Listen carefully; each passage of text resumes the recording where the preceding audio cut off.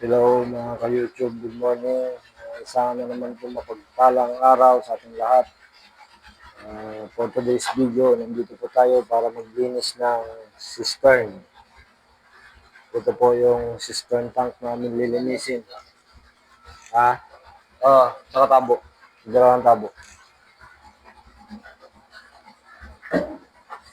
Ganyan po kalalim yung cistern tank. Ito po, dito po iniimbak yung tubig galing sa Maynilad.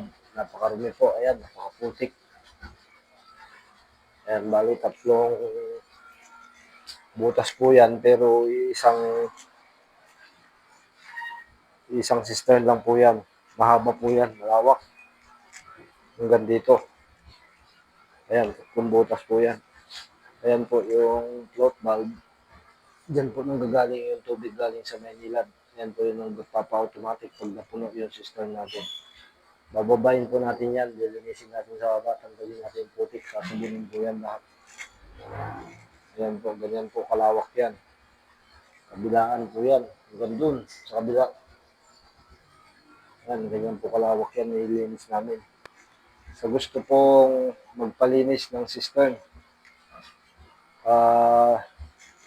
comment lang nyo po dyan sa baba para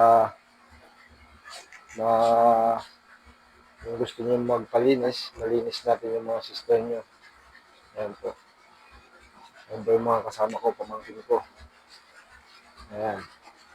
Ayan po yung pump namin. Submersible pump po, tawag po dyan. Ayan. Ayan po, inihigot na yan. Nilalabas namin yung tubig, kaya tapon sa kanal. Ayan. Ayan naman po yung pogi nating anak. Ayan o, pogi yan. Oo. Nagtatago. Ayan, kasama natin yan. Ayan, tatlo kami.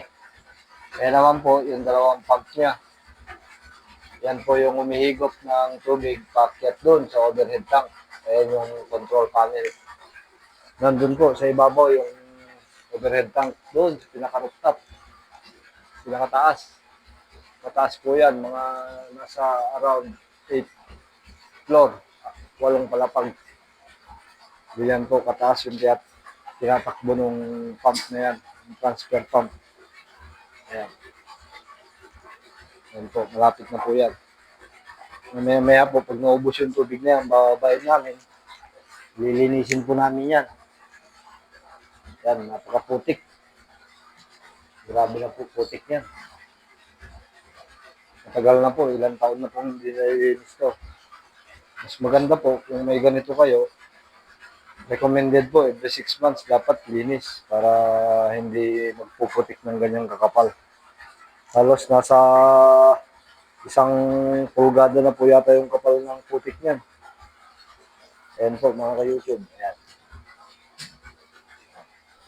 Putik, ayan po yung malinis, yung sa ilalim ng pump. Natanggal yung putik. Yung brown po na yan, yan po yung putik na naipon dyan. Yan, ganyan po karamihan nawasan natin. Yan.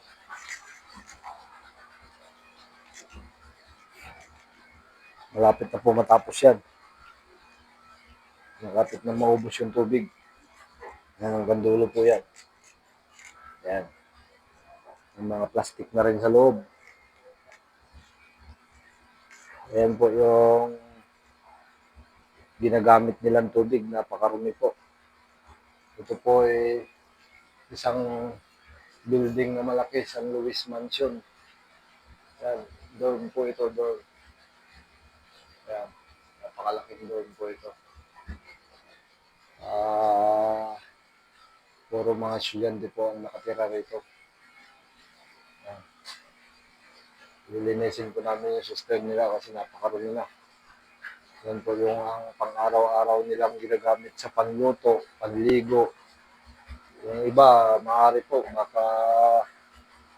pang-inom na rin yung iba.